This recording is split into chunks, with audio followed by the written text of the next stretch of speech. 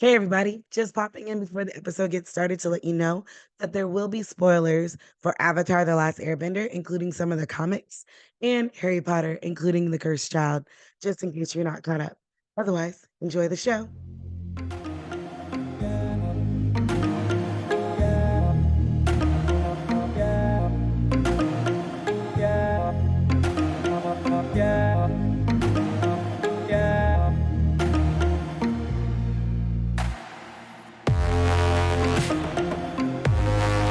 Hello, sunshines. I'm Universally Geeky, and this is Deep in Plot, a podcast for geeks, by geeks, and about geeks.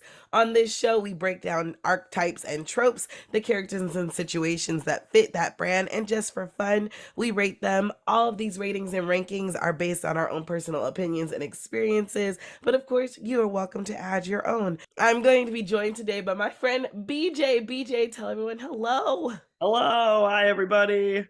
I am glad to have you on.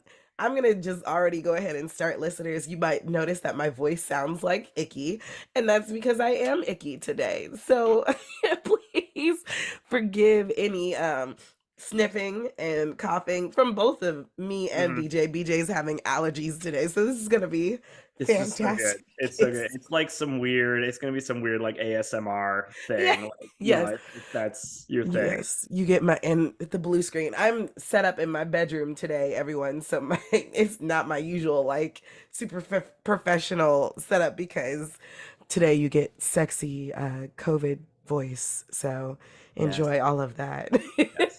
Talking about that's the ASMR is what you want when you're talking about things like this. Yeah, exactly. Before we get started, I just want to let everyone know that we may be covering some sensitive topics, trigger warning, as we'll be discussing neglectful parents and kind of very, hard situations for our two characters today. So today we'll be covering the villain trope with a side of parental neglect.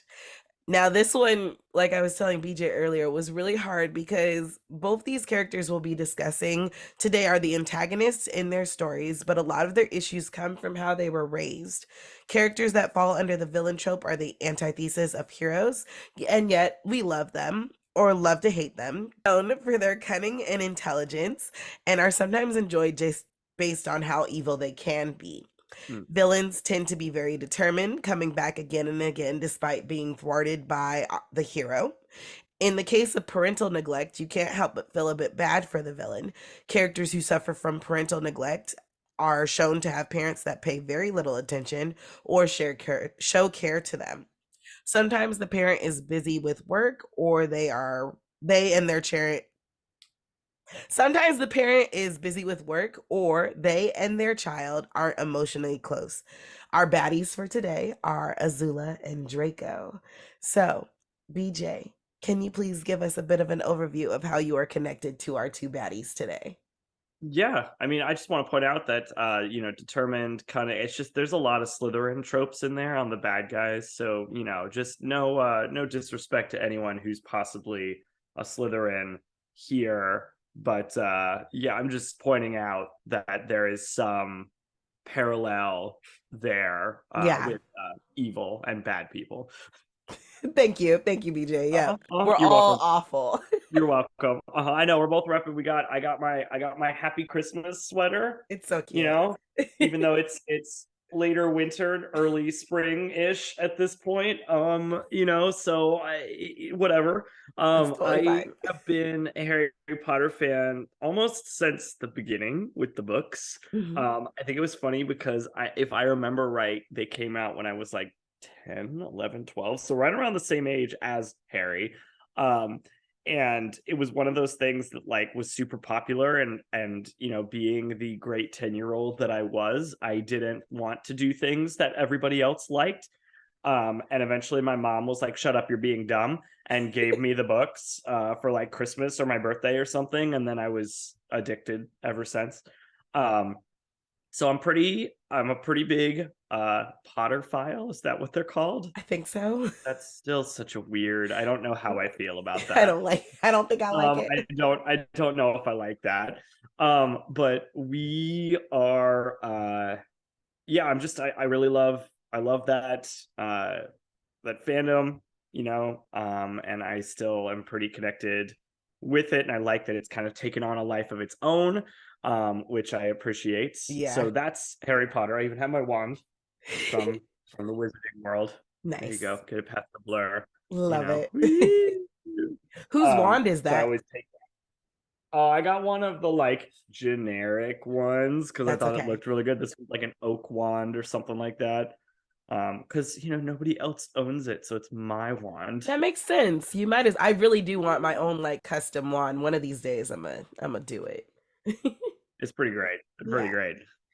And then the other franchise for Avatar, I also pretty much was a fan from the beginning. Again, just there's this contrarian nature in me, it looks like, because like when they announced like Nickelodeon's like, oh, we're developing this new franchise, this new series. I was a subscriber to Nickelodeon magazine at the time, as I all the cool remember kids those. Yeah. were. Uh-huh. Everybody always remembers those commercials. So I had that and they were advertising it, and I was like, anime? What? In Nickelodeon? Sellouts? Like, what the heck is this? So at first, again, very like, I don't know if it's gonna be for me. I don't really want to watch it. And so it was on for a little bit, and I don't remember if I caught this episode when it was brand new or if it was a rerun, and that was what kind of hooked me.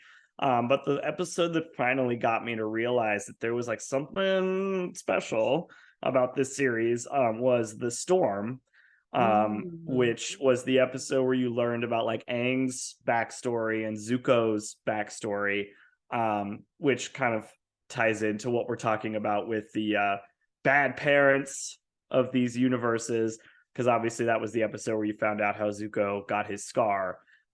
So again, the complexity of it was very clear in that episode. So that's where I was like, okay, let me check this out then. Let me actually like watch this. And I feel like, as happens with most Avatar fans, your love for the series grows exponentially over time.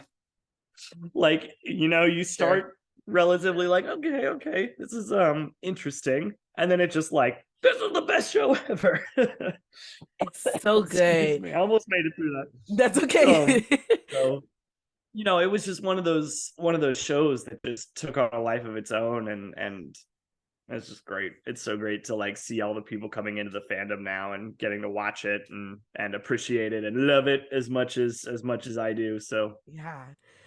We talked about this a little bit last week because we discussed, Aang and and Korra, sorry, and we were talking about how complex the Avatar: The Last Airbender franchise is, especially for a kids show, and it's nice that it got to explore some of those themes, like we were saying, off camera about nature versus nurture, and I think it's just such a great, well developed show. I'm so excited to see what else they're gonna do now that they have their own studio, and we'll have to right. see how it goes. I know. Now they're doing that series about the Earth Avatar, and like they got the movies that they're gonna Yes, make. Their it's gonna be first movies ever. There's never been a movie centered around Avatar: The Last Airbender. So ever. no movies. There is no movie in Bossing Say. There We is we no don't movie. talk about Awesome. it because that was the worst. Poor thing. Okay, so now we're gonna catch our audience up on these two characters. Mhm. And I'm gonna try to get through this without feeling like I have to blow my nose, because that's where we are today. Oh, no, So, it's both Azula and Draco are the product of their fathers. Both try to live up to the unrealistic expectations their fathers have placed on them, and both suffer drastically for it. Azula's story begins at the end of season 1 of Avatar: The Last Airbender, where we learn that she is Zuko's little sister. As she chases after our heroes, we discover that she is a firebending prodigy and kind of a sadist. Kind of. The fire she produces is blue, a testament of her intensity and fierceness. She is also able to control electricity without a second thought. By season 3, she begins to unravel due to being betrayed by her friends and her father Ozai, leaving her behind, tossing her a basically meaningless title of Fire Lord as he ascends to the Phoenix King. She is defeated in a joint effort between Zuko and Katara and imprisoned, though if you read the comics, that is not where her story ends. Draco we meet in the beginning of Harry Potter's story, and we almost immediately discovered that he is incredibly entitled. Once Harry rejects his friendship, Draco becomes the bully of his story, continually going out of his way to make fun of Harry and his friends, whether that be making fun of Ron's family's status or calling Hermione a mudblood because of her muggle heritage. I know, right? Goodness. Ugh. Foul language. Just so you know, we cuss mudblood. No joking, but book 6 is explicit tag. Just so you're aware, there's already tons of spoilers, and we also, sometimes you use profanity. Book 6 is where we see Draco's unraveling as he becomes moody and withdrawn, and Harry believes that he is up to something. I should have said it like Snape, up to something. Can't even do it. Exactly. For once, Harry is right, and Draco's ultimate decision is to join the Death Eaters and kill Dumbledore, which leads to the death of the headmaster, even if he wasn't the one to do it. We do see a bit of redemption for Draco as he lies to the Dark Lord, thus saving Harry's life. But does that forgive years of torment on his part? Now, before we jump into really diving into these two characters, I have two questions for you, BJ. Mm-hmm. I feel like this first one is obvious, but what house do you belong to? I don't know. I feel like I have to think about that one a little bit for a second and Exactly. kind of see what possibly could fit my character. Such a hard question. I'm definitely a Ravenclaw, as you can see. So much so. No, I'm a Hufflepuff, so Draco Malfoy would have bullied the crap out of me. Oh, so much. I mean, I'm sure he wouldn't have liked me much either, and we are in the same house, but I don't even know how he would have felt. And it makes sense that you're a Hufflepuff because you and I get along so well, and every Slytherin needs a Hufflepuff and vice versa. Dude, I have so many. Yes. I feel like all of my really close friends, you all tend to be Hufflepuffs because it's like the theater kids school, like the theater kid house, it's like all of us little geeks over here, all of us really extroverted introverts next to the kitchen where we can snack all the time. I love that. It's a great place.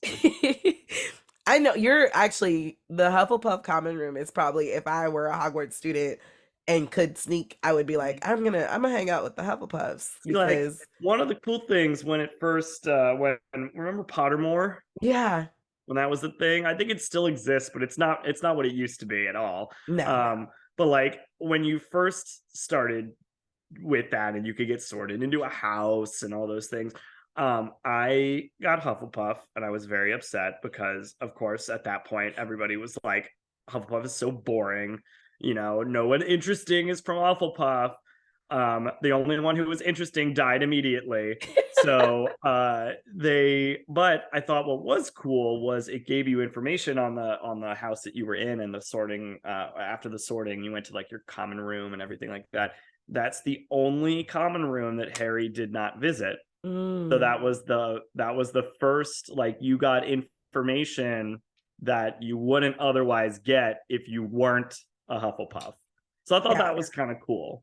That is that is cool. I do kind of miss old Pottermore because it felt, I don't know, it felt like Hogwarts and it felt like being at home. I don't know. It was cool. Yeah. And then what nation would you be part of in the Avatar franchise? It's funny because I don't know if you listen to the Braving the Elements podcast that they're doing with Avatar. It's like Dante Bosco and Janet Varney. No, but I will. They always, it's so good. It's so good. But they're going through the whole franchise. They always ask their guests this. So I'm constantly reflecting on what would my bender? What type of bender would I be? And I feel like I would be a waterbender. Just because that's kind of naturally what I do. I'm a very go with the flow type person. So even though, because I think it's interesting, there's some parallels there between the bending and the house sorting that people have kind of reclaimed that in a way, because it seemed for the longest time that just like with bending, there were these like rigid characteristics of each thing. But in Avatar and in Harry Potter, I feel like you start to see there are cunning members of Ravenclaw. There are very intelligent members of Slytherin. There are very brave people in Hufflepuff. So there's no direct A to B, Yeah. right? So same thing with bending, where it's like there's part of me that'd be like, I'm also very like, I can be very headstrong, I can be very stubborn, so earth bending, but I think my default is definitely a little bit more like flowy and energy wise. So, that's why I think water bending fits me a little bit better. I love that. No, and we kind of discussed that last week too, because or a couple weeks ago, because I'm a firebender, as the listeners have heard before, and a lot of times when I took those tests, it put me in the things that were quote unquote the bad things. But like Slytherin is not inherently a bad house. It does produce evil wizards, but not everybody that came out of Slytherin became an evil wizard. And same with firebending, not everybody who lived in the Fire Nation was a bad person. And especially like the episode we saw with Zuko and Aang when they met the original firebending masters, and like Zuko learns for himself, like fire doesn't have to be about anger and ferocity. It's life, and it's breath. And I think about that every time I think about that. And that's one of the things that I think the Avatar verse kind of edges out a little bit when it comes to the two, like comparing Harry Potter to Avatar. Slight tangent. But like they did a better job of showing that evil, like badness, can come from anywhere, because Korra, the main bad guys, none of them were firebenders. No. There were 2 waterbenders, an earthbender, and an airbender were the main villains from that franchise. Whereas Harry Potter, it feels like sometimes only Slytherins end up going evil. And it's like, okay. Although I guess Peter Pettigrew was a Gryffindor, but he's like the one, like, oh, I guess him too, Yeah. I think that's kind of what made me mad. And again, sorry for the repeats, listeners, but like I talked about the part in the last Harry Potter book where they send all the Slytherins away. And you're like, there could have been a couple of kids that might have wanted to help fight. Like the fact that they just assumed that all the Slytherins were evil because you must have a Death Eater parent. Like, I can't believe that after so many years, there wasn't at least one Muggle-born Slytherin, or like a couple more half-blood Slytherins. Like I know they like to pretend that everybody was pureblood, like Snape did for a while, but like, and like Voldemort did. But I'm like, there had to be Muggle-born Slytherins. At that point, we'd have to go down the route of, is the Sorting Hat racist? I don't know. Like that's the problem. That's a whole other podcast episode right there. Yes, now we're gonna have to put that on the list. Racist magical items, a trope. Like, how does that work? Okay, awesome. Thank you, BJ. Let's go ahead and jump right in. When we talked about chosen ones, we mentioned their best friends. I thought it would be fun to talk about our characters' henchmen, or villain besties. Azula is or was accompanied by May, a dagger-throwing, emotionalist girl, and Ty Lee, an upbeat chi blocker. Yep. Whereas Draco is or was followed around by 2 hulking, slightly intelligence-challenged boys, Vincent Crabbe and Gregory Goyle. I feel like this is a no-brainer, but who had the best henchmen? The phrase intelligence challenged is kind of hilarious to me. I love that. I didn't want to outright call them stupid, even though that's kind of, they're just intelligence challenged. It's fine. It's fine. I mean, look, I don't think May and Ty Lee would have fallen for hovering cupcakes like Crabbe and Goyle did. So yeah, they definitely, and it's funny because like as you go, it's almost like they go in completely different directions with these two. Like Crabbe and Goyle take Malfoy's kind of like, I don't know, what if I want to change? And they're like, F you, man, fiend fire. Oh, I died. So, there was that path. And then you've got May and Ty that are just like, she's crazy. We have to like stop her. So, it was an interesting, like, they literally doubled down. Like, they went the good side, and Crabbe and Goyle were like, I'm evil. Might as well embrace it. Yeah, there was no redemption for Crabbe and Goyle. And I had a funny thought too. Like, it took me a minute to find their names. I've only ever referred to them as Crabbe and Goyle. So I was like, his name was Vincent Crabbe and Gregory Goyle. Gregory Goyle. I was gonna say, I thought it was Gregory, but my brain was like, Yeah, no, she was big on alliteration, that person. Yo. Yeah. And She so who must not be named. basically there was just, yeah, especially once we got to, I feel like book 6, and you saw them even without Draco, they were kind of just really awful. And then book 7, you're like, oh yeah, no. And like you said, it was, which one? It was Crabbe who did or was it Goyle? So. Yeah. Crabbe, yeah. But setting off the fiend fire and then getting killed because of it. And oops. Because by that point he was like, whatever, Draco, I'm gonna do what I want. And right. May and Ty did the same thing, but like you said, on the opposite, because May, she loved her some Zuko, and she wasn't gonna continue to let Azula hurt her man. And I was like, I'm here for it. Yeah, they're so interesting. Now, how do you feel Azula and Draco, how did they treat their friends, their only friends? I mean, I feel like it was interesting. Draco mostly just treated Crabbe and Goyle as lackeys. I don't, unless you could think of anything, I don't think there was ever really a moment that was like, oh, they're like friends. True. Yeah. It was very much, and just kind of going down the route of like nature versus nurture, it was very much in the vein of Voldemort doesn't have friends. He has lackeys. He has followers. The Death Eaters are not close to him, despite what Bellatrix Lestrange might think. Yeah. Despite what the cursed child might imply. Oh my God. He doesn't really have anyone close to him. So I think Draco was kind of emulating that a little bit. And, his dad is obviously kind of the same way. Azula, on the other hand, had like these flashes of like, she actually legitimately does care about these two. And that's why she had such the breakdown that she did, was, even though I think her default was to fall back onto manipulation and aggressiveness and power, right? Like, there was still that like inclination for her to want people close to her. So the inner side of her that never really comes out that often was very hurt by that.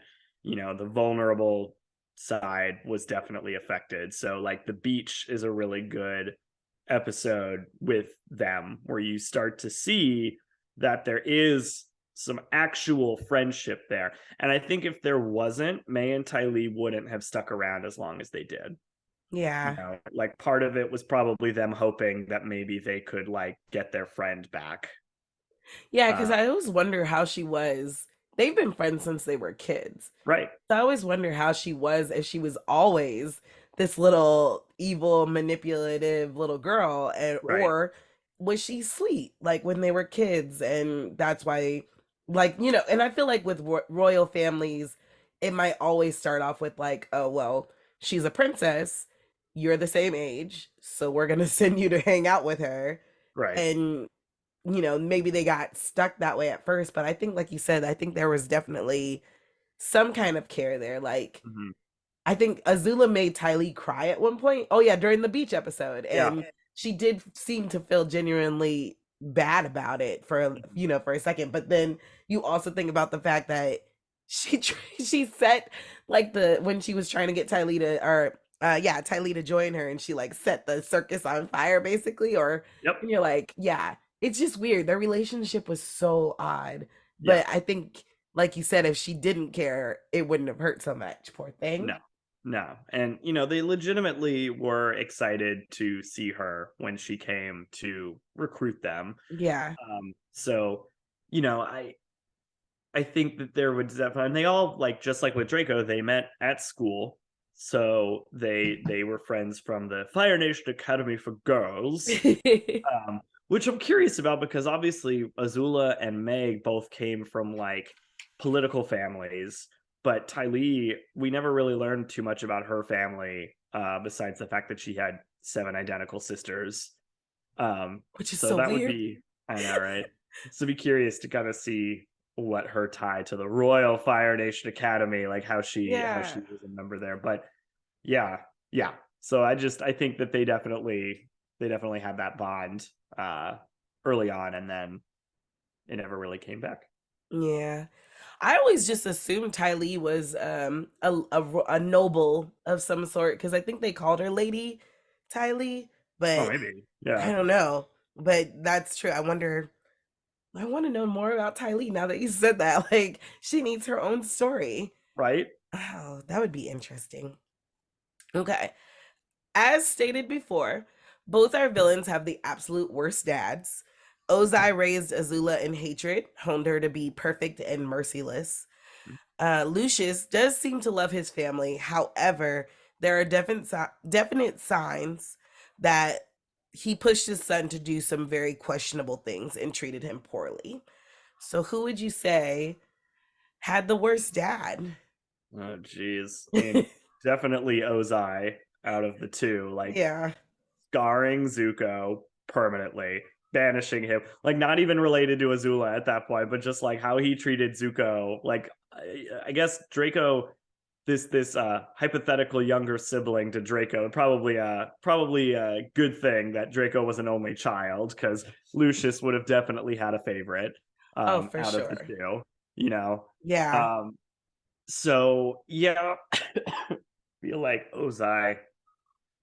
It's interesting though, Beth, how he treated Azula. I don't think was that bad in the same sense. It's interesting to like say it like that because obviously there was some problems there and a lot of manipulation, and just as much as Azula is guilty of, Ozai did to her. But from what we know, because she was the preferred child, she was treated pretty well Probably, yeah. by Ozai, like, so it's now that I think about it, it's like Draco, even though he was the only child, like Lucius was not great to him, very distant, very cold, Yeah. very much like, if you're useful to me, then I will give you love, sort of thing. Um, so in the context of the specific character, maybe Lucius is the worst father for these two. Yeah, that is very interesting. It's so hard because we do see glimpses of like even Zuko saying that's when we were happy. And so you're like, okay, before oh his mom, I can't remember her name right now. Ursa. Ursa, thank you. Mhm. Before Ursa left, was did she act as kind of like this, I don't know, middle ground between like Ozai's anger and her Mhm. son? I'm assuming that's what it was because it wasn't until after she left that Zuko really started to get all of like Ozai's anger. But Right. it's like, is that what caused him to be so awful? Or was Maybe. it just that like my wife left me, so now I'm angry, especially with the kid that she preferred? Or because Right. you're right, he did, I guess when I say raised in hatred, he definitely taught her how to hate and how to be mean. But I think, like you said, a lot of it must have been manipulation Mhm. because cause she even when he burns Zuko, you see that like cruel smile on her face and she's Mhm. just so happy about it. And I Yep. think she got off on being the favorite child, even though she was the youngest, and Oh, for being a sure. prodigy. And but then when you, like you said, with Draco, I don't know if Lucius ever showed the same worry and care that like Narcissa she Yeah. showed for Well, Draco. I wish, just thinking about the moms for a second, like I wish we had gotten a little bit more of Narcissa, because we didn't really see, the first time we ever saw her really develop as a character was at the beginning of Half-Blood Prince, where she went to Snape and tried to get him to help with the Unbreakable Vow. Um, type of thing where she was really concerned about what Draco was being told to do by Voldemort. But before that, we didn't really see very much. And she Yeah. was a very like seemingly from what we got, she was a very uninvolved mother. You know, we didn't really learn a whole lot about like was she actually in love with Lucius? Like was there real like was there any emotion there, or were they just married because they're like whatever, we're purebloods, let's just do it, I guess. Yeah. You know, like what was there anything, cuz like Ursa, I think you're right, was that wall kind of shielding Zuko and Azula as much as she could, but you know, there was only so much she could do. Um and then when she left, it just kind of got exponentially worse. But yeah, it's a good point because you know they both had moms. You know, these Yeah. were not single parent households, so they're kind of like, I think Ursa and Narcissa are kind of culpable in all of this as well, unfortunately. Yeah. Because I know Ursa killed Sozin, right? That's kind of Yeah, the that's the implication. uh-huh. In the series, it was Yeah. implied. I think they've been like really clear that that's what happened after the Yeah. fact. Yeah. Because the comics, I know they go and find her, and she's basically restarted her life with the Right. act. Sorry, everybody, spoilers. Those for the Um, comics. but she's restarted her life with the actual love of her life, and Mhm. we find she if she hadn't left, I don't know. I It's don't think just there's much she could have done, to there's be not much honest. she could have done because I Yeah, think she had to. If she hadn't have killed Sozin, Sozin was gonna kill Zuko. Zuko Right. because of what happened with uh Iroh's son. Yeah. Yeah, because Ozai was greedy and was like, Mhm. okay, so now that Iroh is by himself, that means I get to step up, right? And Right. Sozin was like, how What dare the you? hell? What the hell? Oh man. Man, And can you then imagine? They haven't even had a funeral yet, and he's like, "So, Dad, I was wondering, am I your favorite now because my son hasn't died?" I'm just saying, man, if I were if I, you know, if I wanted to be Fire Lord, I feel like I should have like an alive son. You know what I mean? Like, for sure. For sure. And it's just, oh, that's so. And then you know what I also wonder, and because back when I was writing fan fiction, ooh, I thought about that idea that Zuko, we see him conflicted with his good and bad side. We so good. never see, yeah, it's so good. We never see that with Azula, but they have No, the same heritage. And so I think it goes back to that nature versus nurture. Like he spent 2 years away from the manipulation mhm, of his father, of everything, and he got raised by Iroh, for lack basically, of a yeah, better sense. And I think that really helped play into that. I don't have to be the way right. that my family is Oh yeah. necessarily. Yeah, they just it was funny. They like I'm reliving all the series now because of that podcast, and they just were talking about Lake Lao guy and the episode where like Iroh finally was just like done with his shit, and he's just like, you know, like I have tried giving you all this unconditional love and you regress, so I'm gonna give you some tough love right now. I'm gonna Basically, yell at you in this cave, um, and it's such a good speech because it echoes a little bit about what Azula is probably going through as well, about the whole like, is it your own destiny or is it a destiny someone else has forced on you? You yeah, know, like Azula, I don't think has ever really had the freedom of choice in a lot of sense, you know. I think she definitely had second child syndrome where she had the need to outperform her older sibling in everything that they did, for sure. and as soon as it was clear that she was a prodigy and she really had the knack for firebending, I think that just like compounded that desire to just be the best. Yeah, Um, so yeah, I don't think she ever really had a moment of like, maybe what I'm doing is wrong, except for that one like joke in the beach where she's like, my own mother thought I was a monster. She was right, of course, but it still hurt. exactly.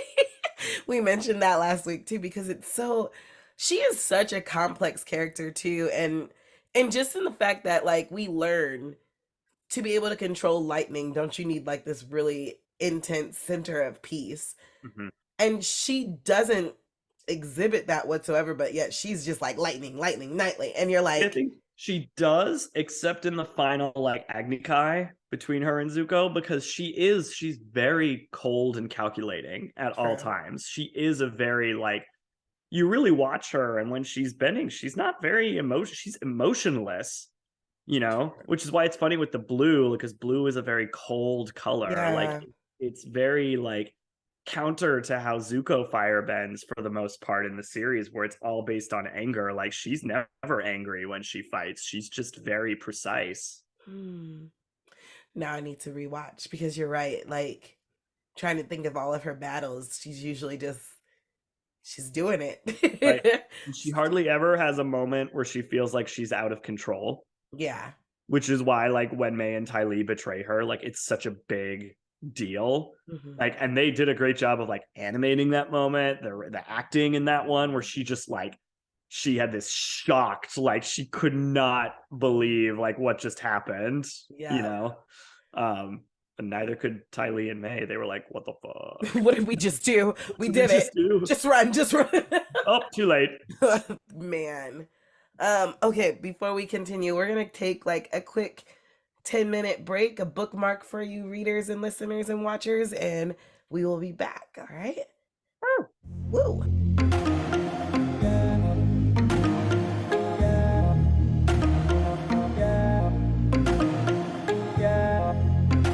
Hey, everybody, welcome to your bookmark.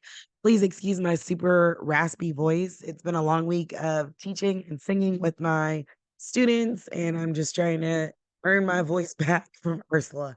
And hey, everyone, welcome to your bookmark.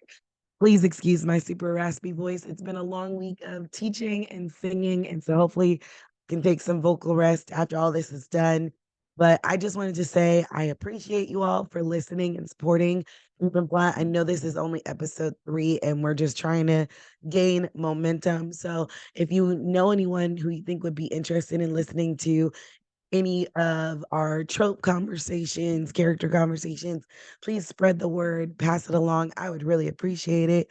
Our podcast is so exciting, and I believe, and I enjoy getting to geek out with the people who come on the show with me, as well as all of my listeners out there. So thank you all again for your support. I really appreciate it. Other than that, please enjoy the rest of the show. And we are back. Thanks everybody for hanging out there and waiting and coming back with us. So we're gonna jump back in talking about Azula and Draco, but this is super random. But fandoms are crazy, as we both know from being part of fandoms. Fandoms are crazy. Uh, I've seen a lot of interesting pairings within both of these universes, like OTPs, whatever. This conversation. Oh no. It's gonna be fun. But the two that are the most interesting, the two pairings that are the most interesting to me are Azula and Sokka, and then Draco and Hermione. So I wanted to know, what do I you thought you think were of? gonna go Zutara Oh and yeah, Draco and Hermione, because that's a very similar ship. that is Zutara. Is we talked about that too, because I my stance on Zutara was I can see it, and at least Zuko redeemed himself enough that if him and Katara were to end up together, I'd be like, that makes a lot of sense. Whereas Draco, I don't think he has enough redemption to make it work with Hermione. Hermione just wanted the bad boy, The know one what that who Slytherin. the one who tore her down and called her racist slurs for half her life. But Look, we don't kink shame here. No kink shaming. But have you heard of the Azula and Sokka one? What is it? A ship based off of the one moment where they almost kind of like where she's like sailing through that hole in the during the day of black sun, and they're like this close to each other. That's it. I think so. That's it. That's the one moment. I'm like, I've seen that like in fan fiction. People will pair the two of them together, and I think they think that his kookiness will help level her out. And I don't know if No, I she just believe thinks that. he's an idiot the whole time. Like she has no chill. You She has know? no chill. I thought that was always interesting. And yeah, I think people wanted Draco and Hermione together because opposites attract. And like you said, it would have just I get the thought process, but I don't necessarily like it. Oh man, it's good times. I just wanted to see too why the people set them up. Oh, you know what Azula and Sokka's ship name is? Sakla. Zaka. Zaka. Azakla. Sakla is their ship So name. so cooler. So cool. Oh my god. It says, oh, this is just kind of giving their background. Yeah, they never really interacted until the invasion of the Fire Nation. And Yep. Sokka is mad that Azula imprisoned Suki. Mm-hmm. And they'd meet a few more times. Yeah, it's mostly an opposites attract belief because they're from two different nations. Yep. And people also liked Katara and Zuko, so they're like, why not Sokka and Azula? That'd be weird if they both got married though. Then you're like weirdly related to each other again. Yes. It's weird. I've also seen Sokka and Ty Lee, but that one is, That one makes more sense. yeah. Ilaka. Tylock. I've heard of that one. I love that. It's I just mean, so Ty Lee was clearly interested in him in She the was. series, so there's more to base that ship off of. Oh, Sokka pulled a girl from every nation, is what people. He's a player, man. Is. Never did anything, but for some reason, I guess it's that goofiness that the Yep. girls were just like, Oh, he did something in the Southern Raiders episode. Let me tell you, like that 'cause he was has the leg. going back as an adult and watching that episode. You were like, how did they get away with this? Like Yo, this is like one step away of like subtlety right here. Like the whole, oh, were you going into this tent? Nope, I don't, it's fine. And then I saw something online that was like, it's really unfortunate because Toph can feel the seismic vibrations in the earth. So and moving on because I can't even. Oh no. I didn't even think about that for Toph. Because Toph definitely had a crush on Sokka. We talked about that last week too. She probably also didn't get much sleep that night, but Oh for a very different no. reason. Oh no. Look, they're teenagers, but it's still really weird. Okay. We're gonna keep going. So both Azula and Draco had some pretty heavy expectations placed upon them. How well do you think they coped with their family expectations? Well, they both clearly had mental breakdowns, so not very well for either one of them. I mean, I think that the bigger strain came on Draco because they had that, what is it? Well, he didn't have the unbreakable bond. Snape did. Unbreakable vow. But it was still like Voldemort's like, hey, kill Dumbledore, I'm gonna kill you. Yeah. And he's like, okay. Like this punk 6th-year student being like, I'm gonna kill one of the most powerful wizards of all time. For sure. Through some very unimaginative plans. Poisoning a cursed necklace. Poor thing. He tried. So hard. Explain to me your plan again. Okay. So I am going to bewitch Katie Bell. Who? One of the Gryffindor chasers. Why her? I don't know. Okay. I just whatever. So I'm gonna give her this cursed necklace, but she can't touch it. But she has to walk this really long way from Hogsmeade to Hogwarts, not touching it the entire time. I'm sure it'll be fine. It's snowy. Fine. She might slip and accidentally touch it, but probably not. It's fine. Probably not. Isn't she with her friends? Won't they think it's weird? No. It's fine. It's fine. It'll be fine. They're not going to notice anything. It's fine. And then she's going to get back to the castle And I'm sure none of the teachers will notice anything wrong either. It's Absolutely not. fine. It's fine. This is totally fine. She's gonna go to Dumbledore's office. Does she know the password? I don't know. Maybe. Hopefully. Uh, shut up. And then she's gonna give him this necklace, and he's just gonna touch it and die. That's it. And That he's was not the gonna look plan. at the necklace first and explore it or notice that it's no. Shut up. And it was very bad. And I feel like his horrible attempts definitely showed his motivation. Like he didn't want to do this, but he had put on all these airs of like, oh yeah, I'm a tough guy. If I want to be a Death Eater, I'm gonna be a Death Eater. Like I got this. And then it was like, okay, first task, go kill Dumbledore. And it's like, this Well, was not what I expected. what the hell, man? You can't even kill Dumbledore. Like, why you gotta make me do it? Why is this my job? I'm Yeah. 16. Like, what the hell?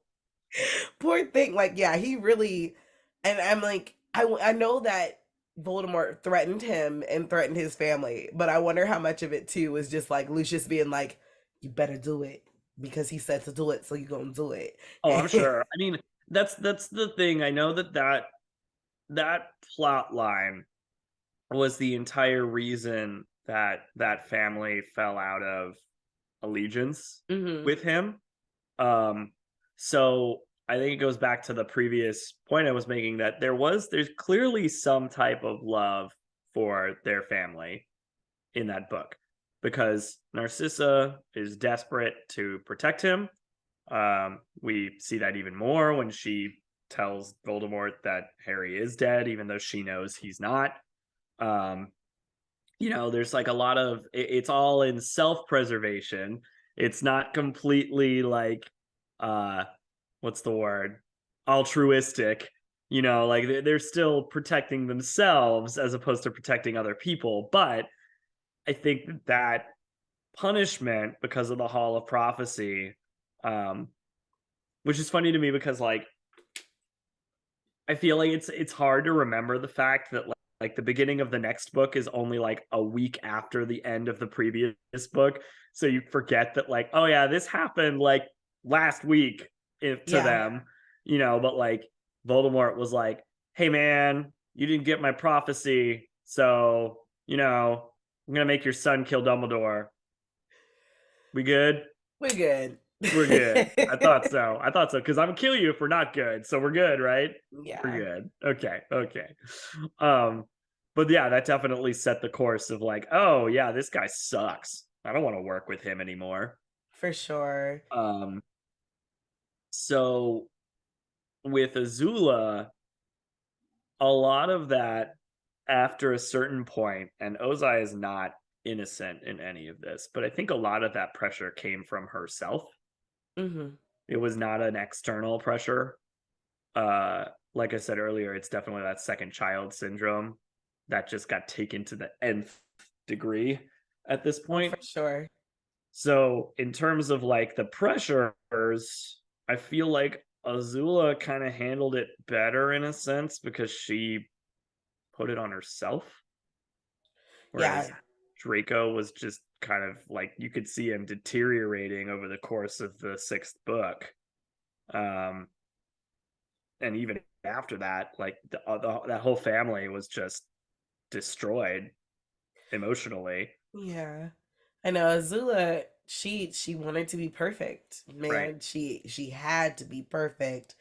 Yep. And that probably started with her dad for sure, but then Oh, I for think like you sure. Yeah. said it was definitely her being like, well, this is and then I love that scene at the end of the towards the end of the third book or season, yeah, third book, where he's getting ready to leave to go destroy Ba Sing Se, and she was like, "You can't leave me here." Like you see her be a child, because I think it's Mhm. really easy to forget that she was only 14, 15 14. years old. Yeah, Yeah. and but she was just awful kid, Yeah. and I think she wanted to be recognized for being perfect. She wanted her dad to see her for all the things that she's done, for everything she was going to do, and that one moment where he was like, "Nah, you stay here," and she was like, "What?" and got really, really unnerved by that. I Mm-hmm. loved how they showed that. That was good.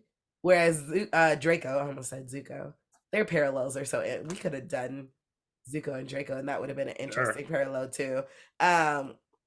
But Draco, I think he just couldn't. I think, like I said, I think he was putting on these airs of being really big and tough, but Oh yeah. honestly, he wasn't. And Voldemort was like, "All right, bet." And he's like, "No, no, no, no, no." No, nope, nope, nope. I didn't mean it. Didn't mean. Let's take that back. I'm gonna walk that back. Yeah, we're gonna take a break, and I will not say that again.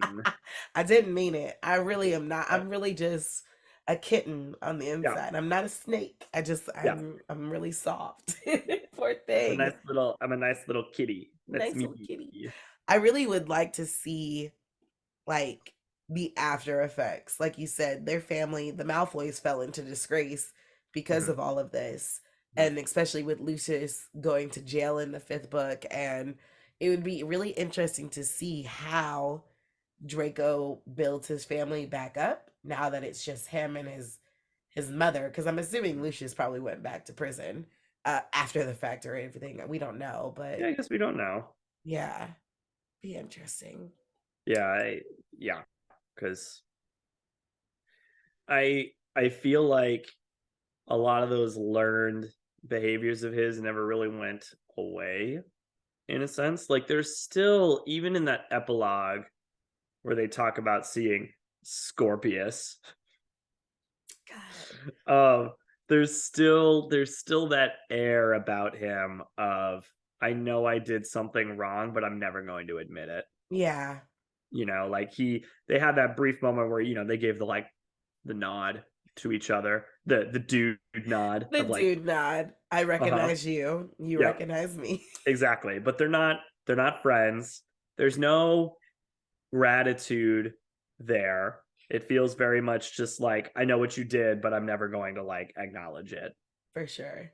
sort of thing. So that's interesting because it makes me wonder, it's like, is Scorpius also going to be a racist little shit when he grows up? We don't know. We don't know. He doesn't start out that way according to Cursed Child, which is God. That's the interesting thing about Azula, is that we don't really know what they're planning to do with her. I think there's another comic coming There's up another comic coming that's out.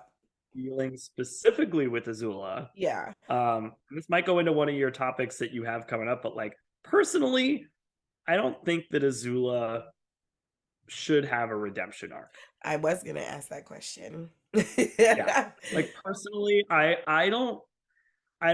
I think there's an overabundance of redemption arcs happening right now. You're seeing it with all kinds of stuff, like the Disney movies that are dealing with like the villain backstories and Yeah. everything like that. I'm like, sometimes somebody is just a bad person and they don't need to be redeemed. No. Azula is an interesting case because I know there's the nature versus nurture conversation, but there are parts of her that it's like there's something wrong with her. Like Ursa even said, like, what is wrong with that child at Yeah. some point?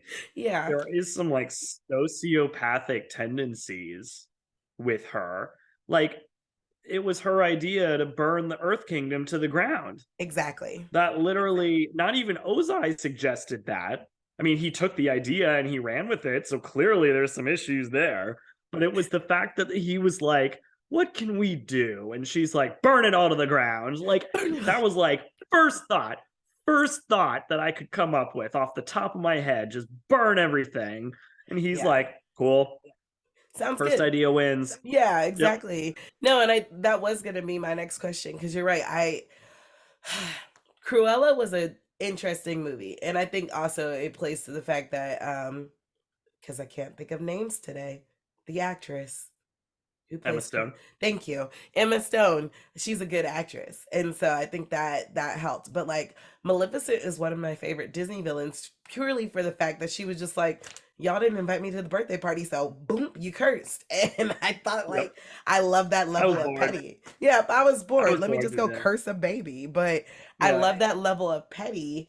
And the new movies take all of that away. It's like, oh well, she did this because a man hurt her, and that kind of trope, for especially for women villains, makes me so angry.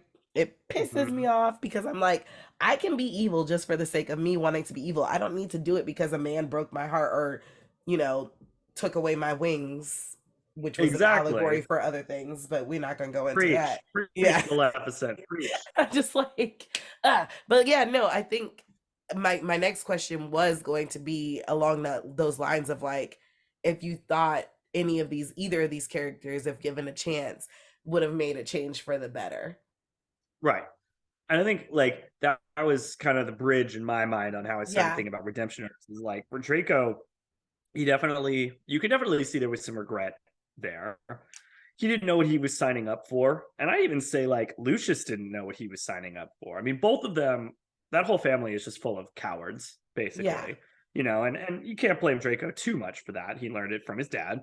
But because I was thinking about this, excuse me, a Mhm. second ago, where when Lucius joined the Death Eaters initially, so during the first Wizarding War before Voldemort was gone because of Harry's baby powers, um, I have this feeling that Lucius joined because Voldemort was at the height of his power. So it was very much just like, yeah, man, I'll join the side that's winning Yeah. because that's what cowards do, right? They're gonna always side with who's in power. Um, and that's why he was so easily able to jump back into like the ministry after that, is because he just worms his way into whatever side is going to benefit him.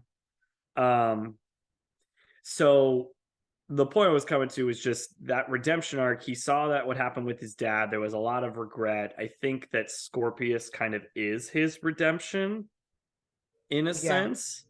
um I don't really remember how they portrayed him in Cursed Child very well. I don't think he was in it too much. I could be wrong. He came in and out. Like we saw him when the when Albus went back in time and then things changed. I think Scorpius was still, he came when he came back, Scorpius was okay. Like it was one of those, oh no, it was, I think it was Scorpius who was trying to, like, it's been so long. But I think No. Scorpius was technically a good kid. And Okay. Well, then when, there you go. I mean, yeah, he was a good that's kid good. regardless. Yeah. Yeah.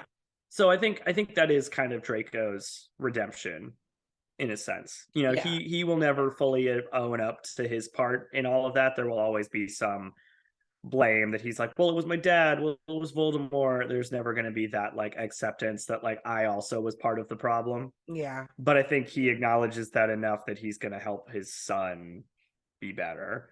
Mhm. With Azula, we don't really have a time jump, unlike in Harry Potter. I mean, we have Cora, but we don't really know what happened to Azula No. after the events of the series, besides the comics.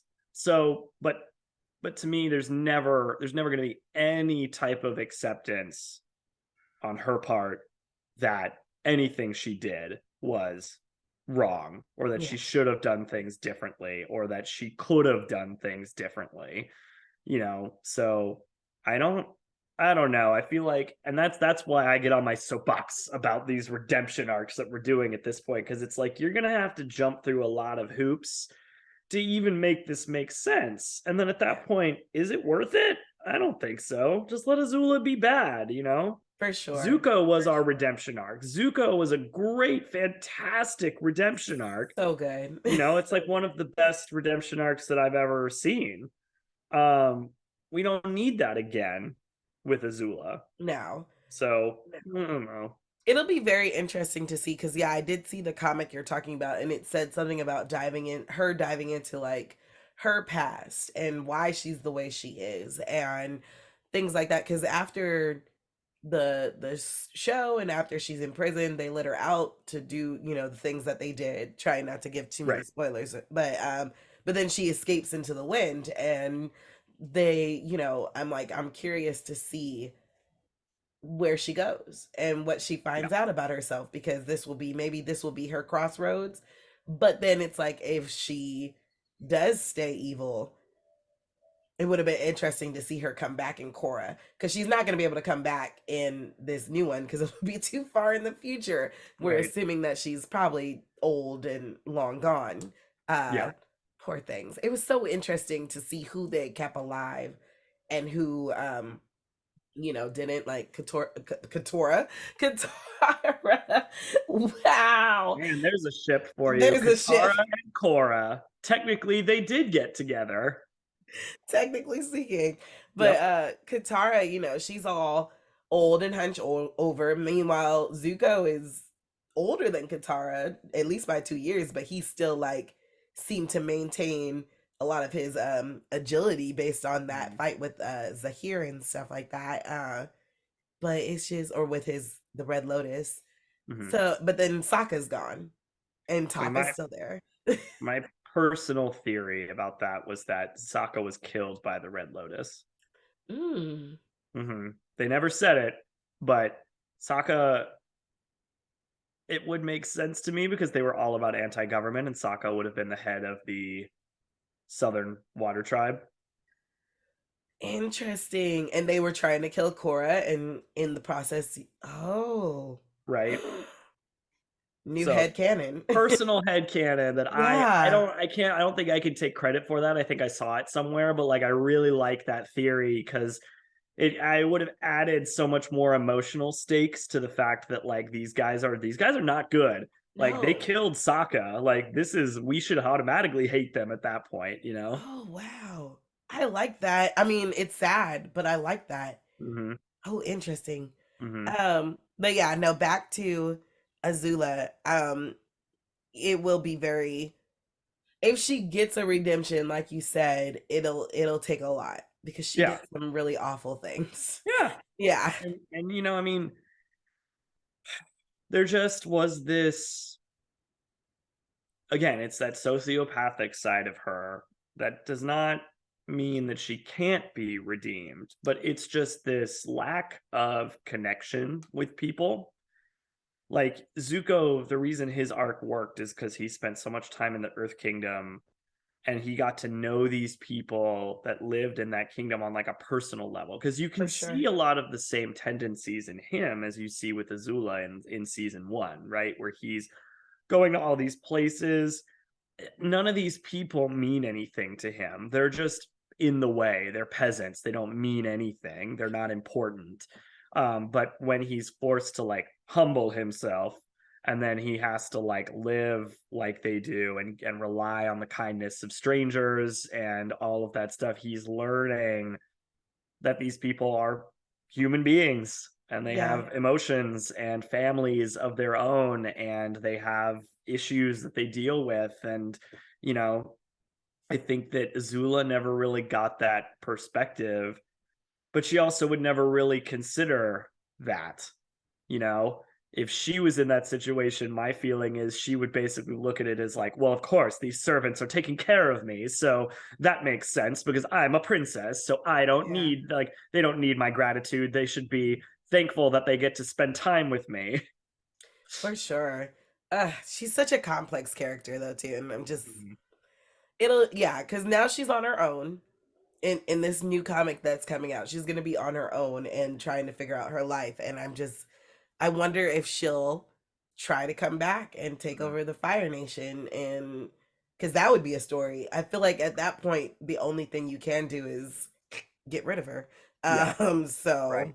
I think they did. There was a newer comic, spoilers, that dealt with that because there's a faction called the New Ozai Society that mm, were trying to overthrow Zuko.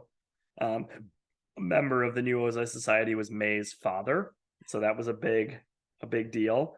But it's people that like see Zuko as like making the Fire Nation weak and like got all it. this stuff. So they want to bring Ozai back into power since he's still alive. And I think Azula was part of that, and obviously it didn't stick. So then she ran away again. Interesting. See, I've only gotten to read uh the comic where they're where Zuko for a moment loses his mind because he's like, these are my people and I can't kick them out of their homes, and him, and then Aang almost murks him too, and you're like, Oh no. yeah. I only read that first. I think it was called the Promise. That's the one I read. I haven't Yep. gotten to read the other ones, so Yep. that's my goal. You read Is The Search, right? yeah. Oh yeah, and I read The Search. Yeah, Yeah. The Promise and The Um, Search, and I think there's yeah, one those are that's like, centered around Toph that I haven't read yet. oh, gotcha. Yeah, those I think were the first like two Yeah. arcs. So you definitely like, those are some of the more interesting ones in my opinion. But um they it just, yeah, I feel like they're trying to set up Azula for that type of path Hmm. potentially.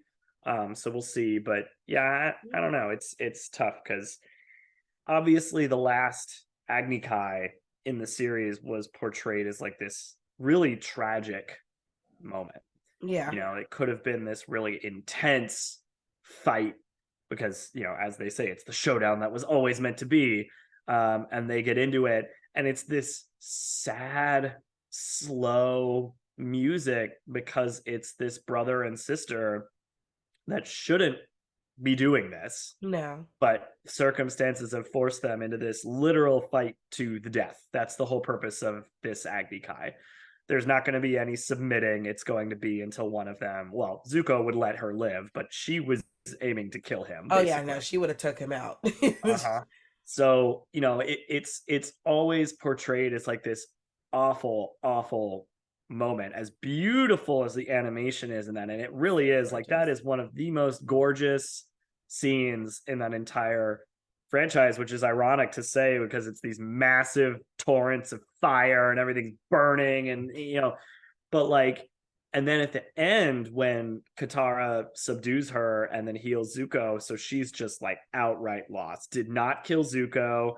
She's imprisoned. She's not going to be Fire Lord. Like everything that she was aiming to do is now gone, and she just snaps. Yeah. And there's that moment. First off, shout out to Great Delisle for freaking amazing performance, which I think I just read was like her last, like literally, I know in the series it was too, but they usually record, they sometimes will record out of order.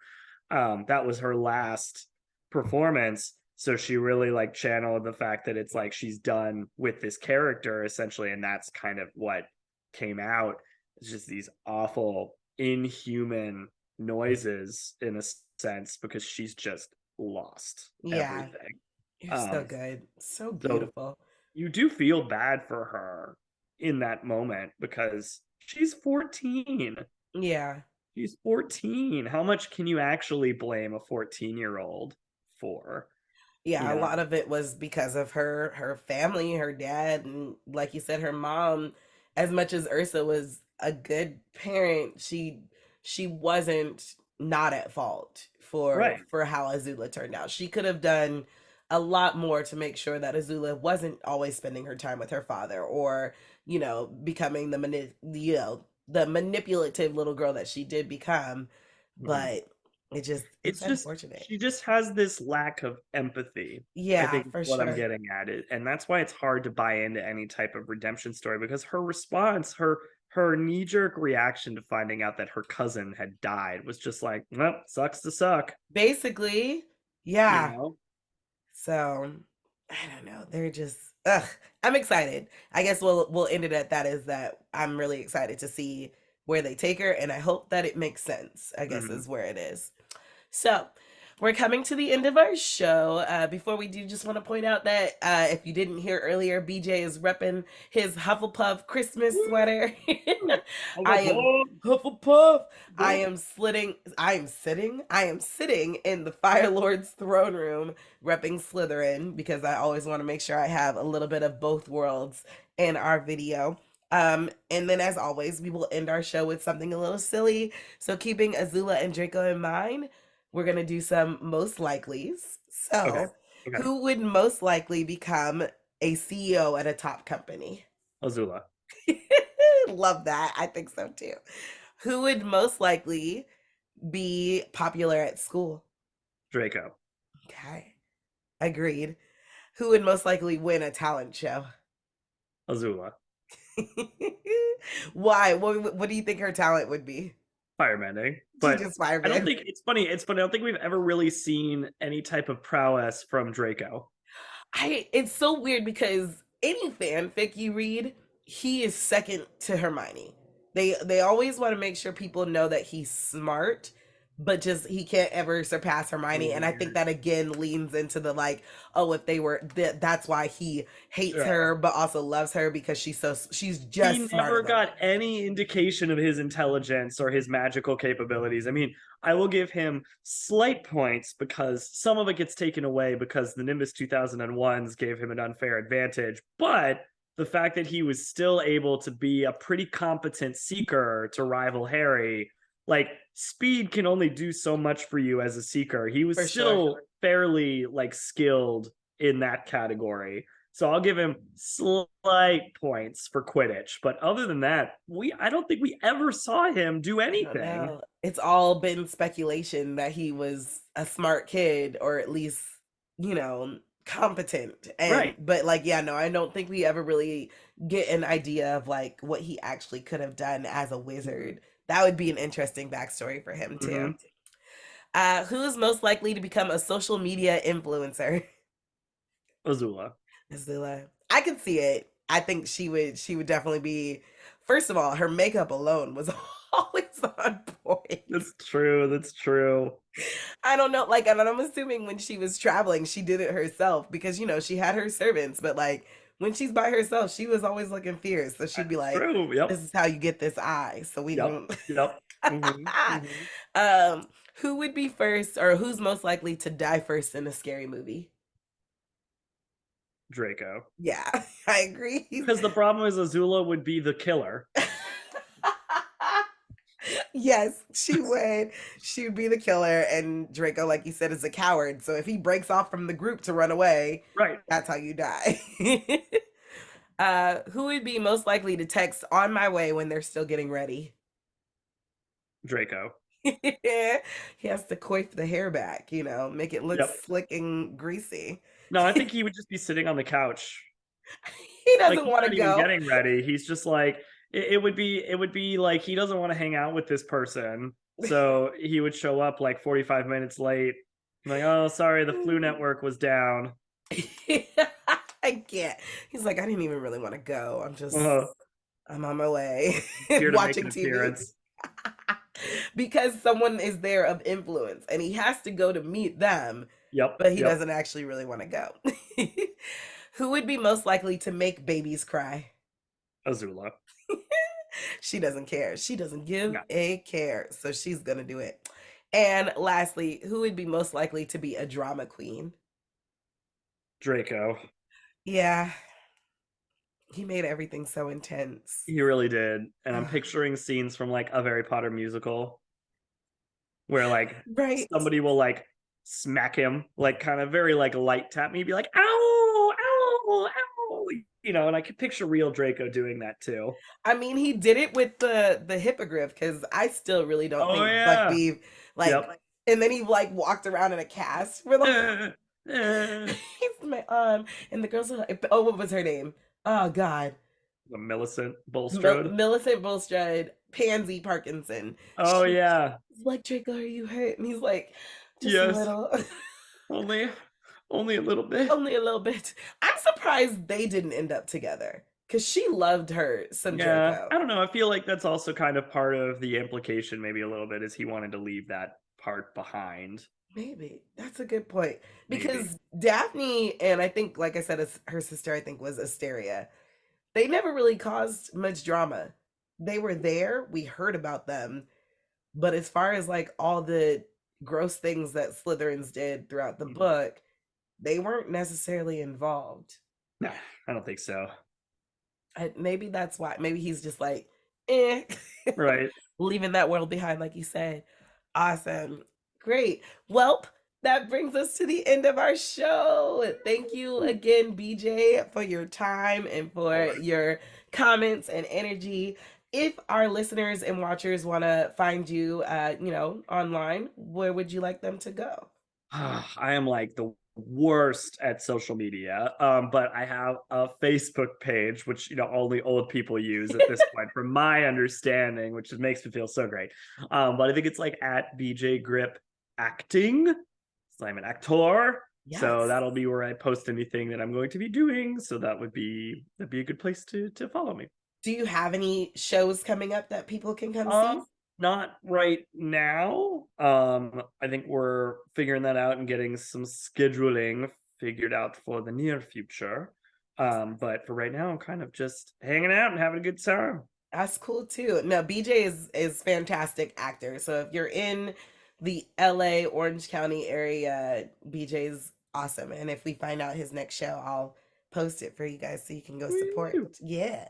So our sources for today's episode again came from tvtropes.org, Wikipedia. Thank you to Michael Dante DiMartino and Brian Konietzko for your work on Avatar: The Last Airbender, and we appreciate the Harry Potter books for as they, for what they are right now. So thank you for that. So I hope you'll join me for chapter 4 of our show. If you want to hear us discuss any other villains, or any other tropes, you can search for us on TikTok or Insta using the title. You can also email us your suggestions at deepinplot23@gmail.com. Until then, I hope that you stay deep in plot. See you next time.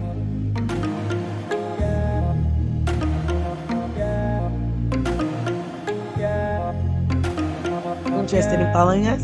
You can find BJ at BJ Grip on Facebook. Find out what he's doing in the acting world.